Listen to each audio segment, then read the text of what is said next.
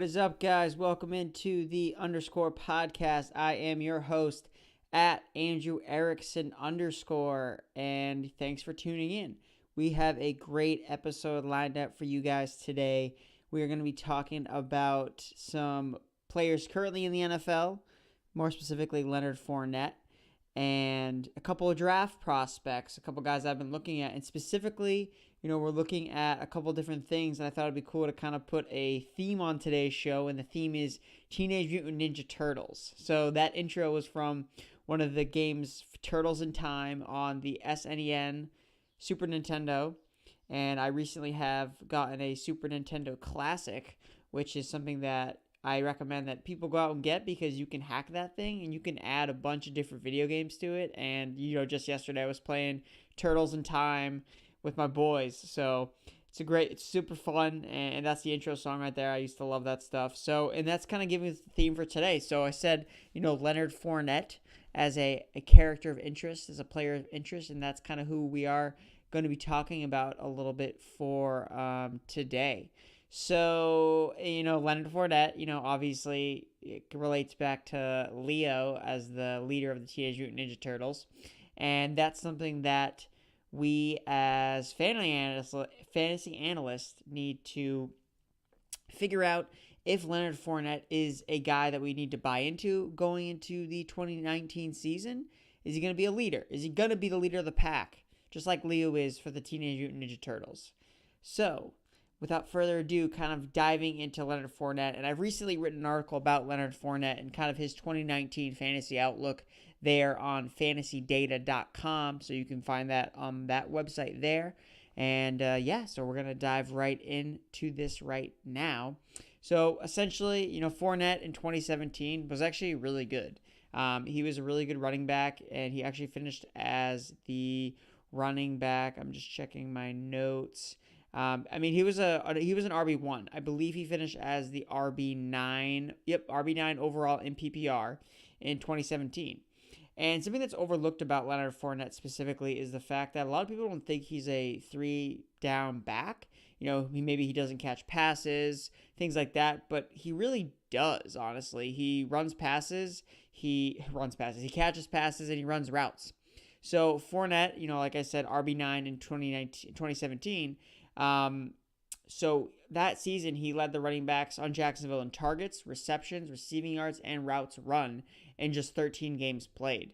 And the current, state of the franchise, at least in Jacksonville, at the running back position, well, they don't really have much.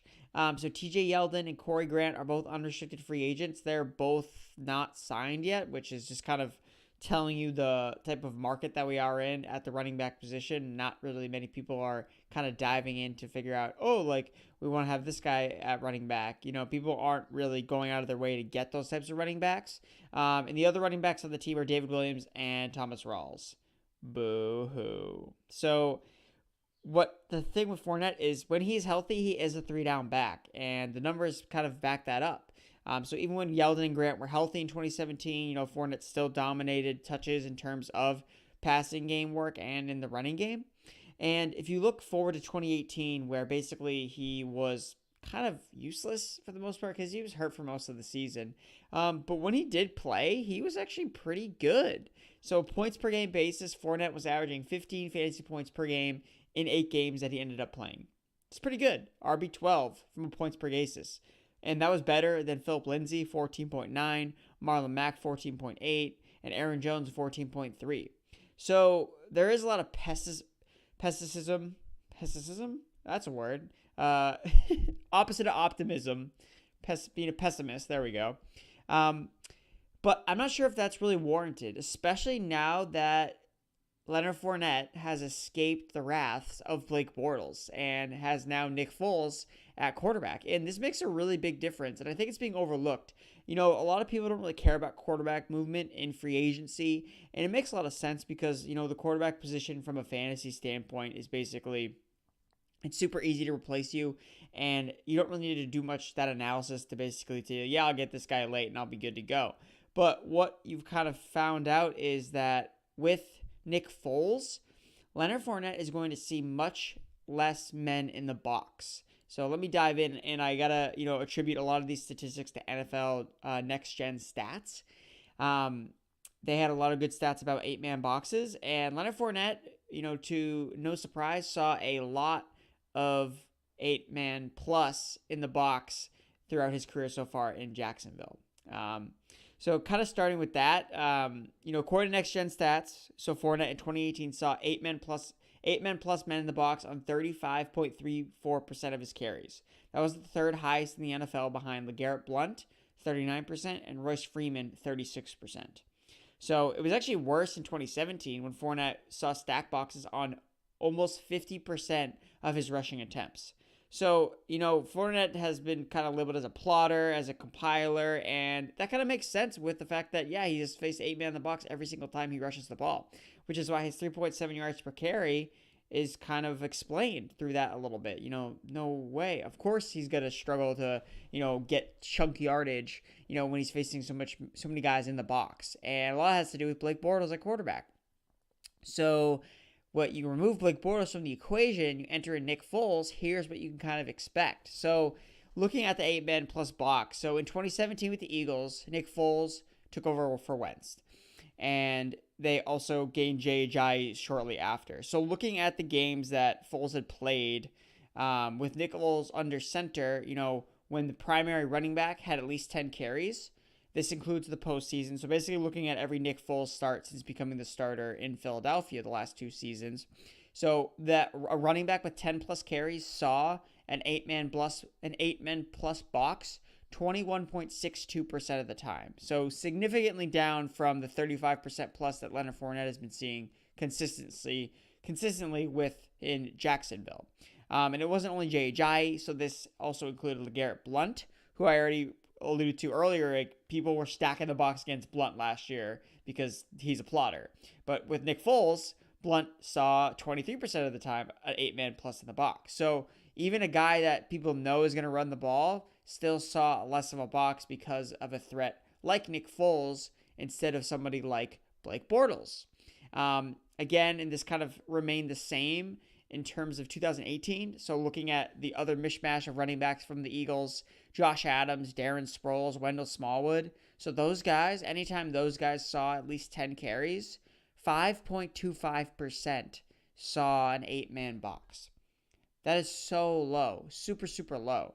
So, and then when you kind of factor in everything all together, kind of like cumulatively, taking all of the 10-men plus, or the 8-men plus, looking at how many times there are 10 or more carries for each running back, the numbers are pretty astonishing. So it happened 18 times in a occurrence between 2017 and 2018 with Nick Foles under center, and it averages out to about, a running back that receives 10 or more carries with Nick Foles under center saw an 8-man box just 19% of the time. So again, 19% is significantly different from 35 on almost 50%, which is what Leonard Fournette has been seeing. So I like this a lot for Leonard Fournette going into the 2019 season. I think that it's really a matter of health with him, because when he's been healthy, there was a 3-game stretch last year where he scored 20 plus fantasy points. That's what he can be if he's healthy. And Jacksonville, their offensive line was all hurt last year. So that's going to hopefully, there's a chance that can improve. Offensive lines are also super non-sticky year over year. They can be really good and then really bad. And, Jacksonville was severely bad last year. So I do expect them to just improve just by the fact of positive regression. And I also like the fact that Nick Foles targets the running back position more in the passing game than Blake Bortles does.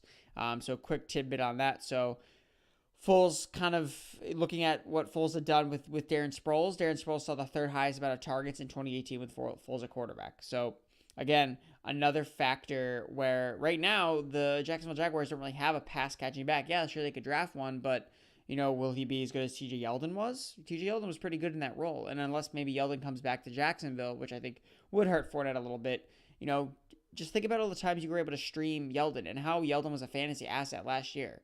Leonard Fournette is significantly better than Yeldon, and that's why he still possesses that 3-down back skill set. And then as the offense as a whole, you have offensive coordinator John DeFilippo, who's reuniting with Nick Foles. So again, last season in Minnesota before he got fired after week 14, Latavius Murray was averaging 4.1 yards a carry. Dalvin Cook was averaging 4.2 yards a carry. And they combined for 56 receptions on 66 targets. Murray was averaging 8 fantasy points per game, while Cook was averaging 12.5 fantasy points per game in 9 games played. So again, that was RB17 for a points per game basis.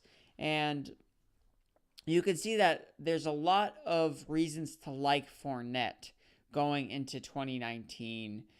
I think that it's realistically, people have a sour taste in their mouth when it comes to Fournette, and I totally understand. He crushed people last year. But if you didn't have him, then you're a little less biased towards him. Like myself, I didn't really have any Fournette, so I didn't really feel the absolute pain and misery that he brought to fantasy owners.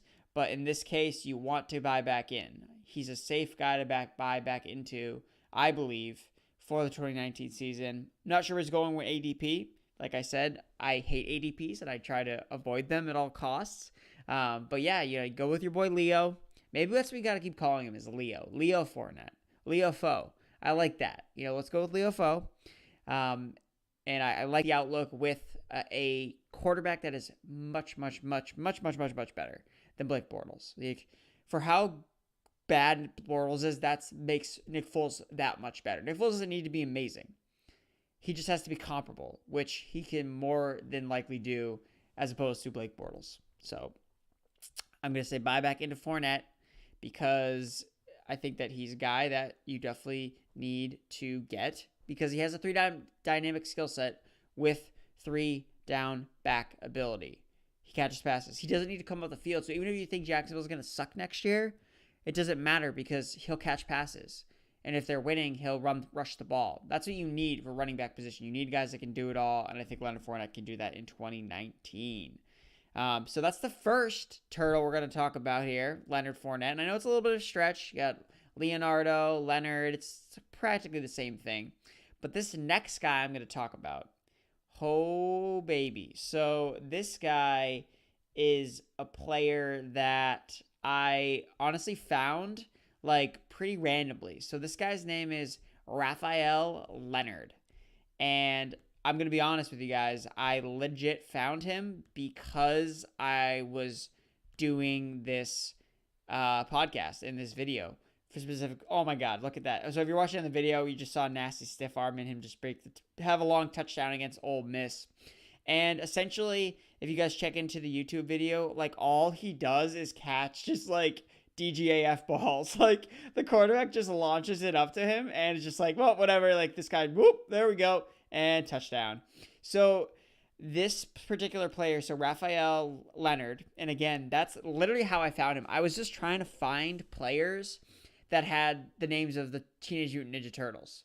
And I stumbled upon this guy because I was just looking up Raphael or Leonard or something like that just to see if I could find a player that with his name. And I found a guy that had 2 names in one. So it was a double whammy. And of course, I wanted to take advantage of it. So here's the scoop on this guy. So like I said, so he's from Southern Illinois. And some of the cool things that point about him. So PFF, as you guys know, I work for. So PFF only graded about 4 games from Southern Illinois. So I wasn't even really able to utilize a lot of their statistics, which is a lot of what I do because I like using it as reference because they go really in depth in terms of their film. So I had actually to do additional research to find out more about this kid from Southern Illinois because I literally couldn't find anything about him anywhere. He's not on Player Profiler. He's not really anywhere, and it's kind of weird because he put up decent numbers. And so Southern Illinois, so at 11 games at Southern Illinois, he had 57 receptions, 847 yards, 7 touchdowns, averaged 14.86 yards a reception, and averaged 77 receiving yards per game. And so the cool thing about him is, if you guys are unfamiliar or if you're familiar with it, the Netflix documentary, Last Chance U, this guy was on that. So he was on the second season in 2016 at Eastern Mississippi, I believe, is the university that Last Chance U is. So just kind of another cool tidbit of knowledge. So if you've watched Last Chance U, maybe you know about this guy. I never really tuned into Last Chance U. But yeah, so he went to Last Chance U in 2016 and then transferred to Southern Illinois the last 2 years. And he's a senior now. So he is entering the NFL draft. He's 6'2", 193. And he honestly showed off at the Northwestern Pro Day. So that's kind of a big thing for him. He was able to really impress at that Pro Day when I was doing some more of my research on him. And specifically what I found out about him there was that he ran a 4.43 40-yard dash. So that would have been outside the top 10 for receivers at the combine. He 40-inch vertical, top 5 at the combine, and 132-inch broad jump, top 10 at the combine. And of course, the part that I was excited about most was he has 2 Ninja Turtles in his name. But he also is, it's interesting. I looked at his like Twitter and Instagram as well. I tweeted that out about, his metrics at the Pro Day for Northwestern, and he actually he liked it and retweeted it. So shout out to my boy Raphael Leonard. And he actually, it's interesting, on his own Twitter profile picture, and if you can see if you're watching the YouTube video, he has like 2,800 followers, so he doesn't really have that many followers. But one of the guys that's following him is DK Metcalf, someone we've talked about a lot on this show. And what I see with that's game recognizing game. There we go. DK Metcalf is recognizing that this guy can ball, like legit. And I would definitely check out the YouTube video. I've put in some highlights of him, and like the guy looks like a pretty good wide receiver, to be totally honest. Like, yes, I realize it's a highlight and he went to a small school, but I mean, the quarterbacks, like I said, they're just throwing DJAF balls and he just comes down with them. Like, he's catching sideline throws, he's breaking tackles, and it's pretty interesting. And he did a lot. These metrics here that I just listed out, that's a lot. He did a lot at the combine, or not the combine, but at this Pro Day to really show scouts, that this kid has something. So, we may have found a diamond in the rough. And I mean, I don't know. I just think it'll be funny if this guy ever turns into anything. It'll be funny because I'll always remember him as the guy identified as the dude with 2 Teenage Mutant Ninja Turtles in his name.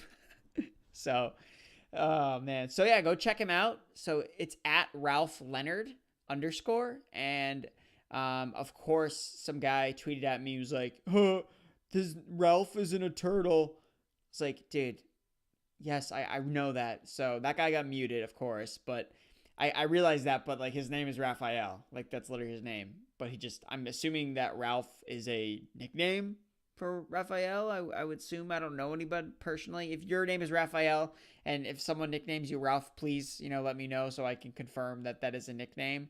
I mean, just recently I realized that Xander was a nickname for Alexander. Like, I literally never made that connection ever, and then it just came to me. I was like, oh my god, wow, mind is freaking blown. But that was, last week. Obviously, it was on Monday. But getting into the last turtle here, so Michaelangelo. So I could have gone in totally a million different directions here. I could have tried to find somebody named like D'Angelo, or I just ended up going with a guy named Mike. You want to be like Mike, right? So Mike Weber from Ohio State, running back. So this guy is the guy I chose as my Mike for the Michaelangelo role, and there's no really reason for it. I just needed a guy named Mike, and I had done some research on him. I actually worked on an article for Gridiron Experts for Mike Weber, so you want to go check that out at gridironexperts.com. But Mike Weber was unimpressive to me. I spent a lot of time looking at numbers and some research, and I honestly wasn't able to find like anything good about him. Like, yeah, he had so basically in 2016, which is the year he was kind of the guy, he rushed for 1,096 rushing yards and 9 touchdowns, 5.8 yards per carry, 62nd percentile. So pretty good. But then in 2017, 2018, he kind of lost a lot of work to J.K. Dobbins. So it kind of, to me, seemed like he kind of faded in the background. And even in 2016, Curtis Samuel, who plays wide receiver now for the Carolina Panthers, he was more of a dynamic player. He got a decent amount of carries at Ohio State. But like the other accolades for Weber, he rated top 10 in yards per carry in the Big Ten. And in his best college season, his yards per carry was 6.1 with a minimum of 180 carries. And out of the 2019 draft class in 2016, so it was a while ago, but that was number one, 6.1 yards per carry. But that was really the peak. 2016 was the peak for Mike Weber.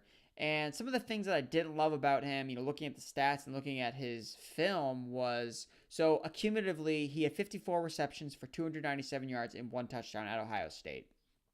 So, from those numbers, you'd be like, okay, like he could probably catch passes in the NFL. But if you look at like what he actually does with those passes, it is honestly like not embarrassing, but it's bad. Like 2016, his yards per reception was 3.8. Like, that is so terrible. As a running back, running backs don't have anybody around them. They're literally catching the ball in space, and you're telling me he could only get 4 yards a carry, 4 yards a reception? That's not even after the catch. After the catch, total, he had 157. So, total yards after the catch in 2016.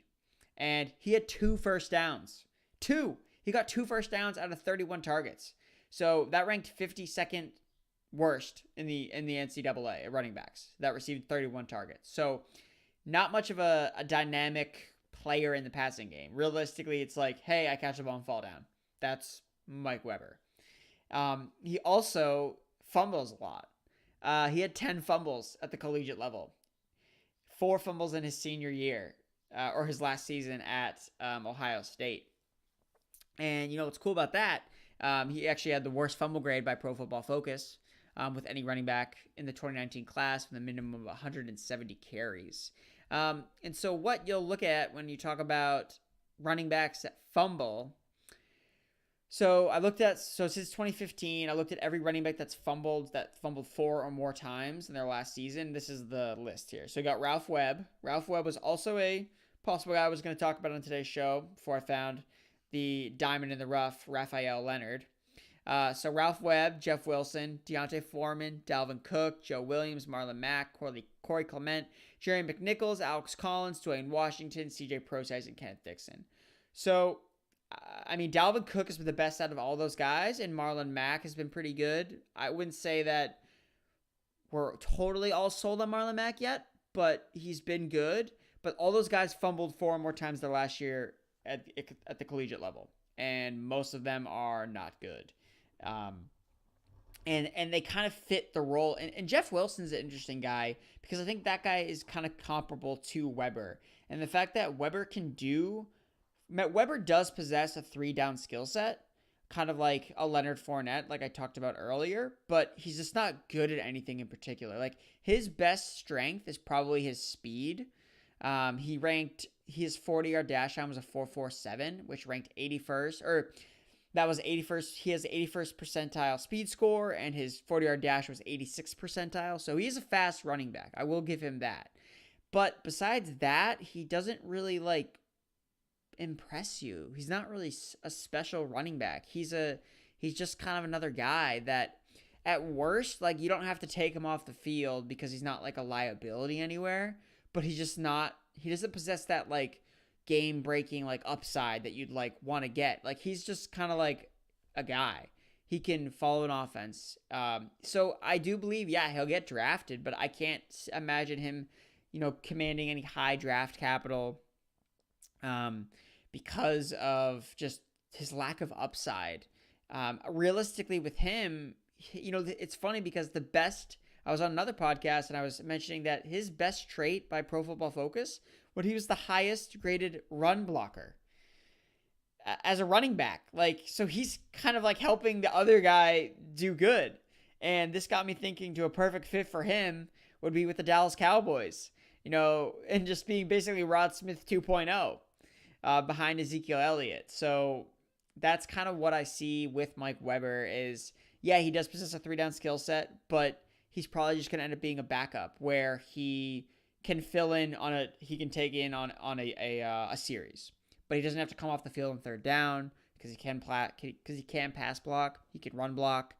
If you want to run a 2 running back set, he could definitely still be useful there and block. He can catch passes. He's not gonna do a lot with it, but he's good enough to make the catch.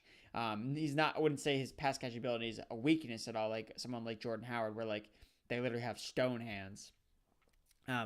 But yeah, Weber is just kind of a guy, and someone that has argued about his explosiveness on Twitter. I remember seeing. I was trying to find some reasons, why do people like Weber and explosiveness? And he's not really that explosive.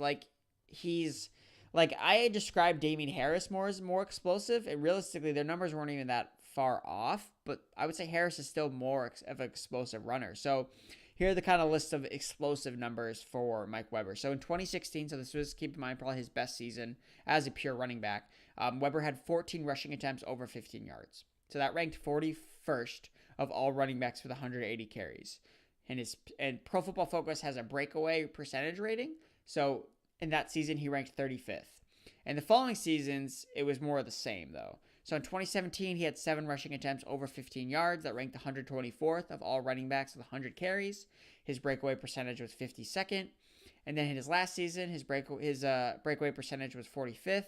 And he had just 13 rushing attempts over 15 yards. That ranked 40th. So I also know that Weber had a couple of injuries here and there. So if that was 2017 season could be attributed to his being injured, okay. But then in 2018, he just went back to kind of where he was already. Ranking in the 40, 35 range of breakaway percentage. So that's kind of what he's at. I don't see him being better than that. Outside the top, he's not a top 10 explosive guy. You got to look at a guy like Darrell Henderson. So Darrell Henderson has absurd explosiveness of a guy in this class. So if you accumulate all of his rushing attempts, so at his total career at Ohio State, Mike Weber had 34 rushing attempts over 15 yards. Darrell Henderson had 41 rushing attempts over 15 yards last season in 1 year. Mike Weber is not explosive. Or at least he's not explosive relative to other guys. Yeah, he's fast, but that's kind of it. Even if you look at rushes over 10 yards, he ranked 30th, 31st in 2016. So it's even when you try to, mimic the statistics one way or another, he doesn't really, do it for me. So, and then again, it goes also with the ball security issues. If you're an explosive athlete, if Saquon Barkley had fumble problems, that would have been his one knock, but it wouldn't have mattered because he's so good. Mike Weber, I'm not sure falls under that category. I don't think Mike Weber is that good where he can basically just, his talents outweighs his fumble problems. No, I don't think that's really the case here. But yeah, so with that, guys, that is kind of the last thing I wanted to talk about on today's podcast. So we talked about the Turtles and looking at Leonard Fournette, Mike Weber, and Raphael Leonard. Definitely gotta check that guy out, dude. Southern Illinois, super unknown guy. Check out his film. He's an interesting character. So without further ado, we will now head to the outro, where we will discuss more.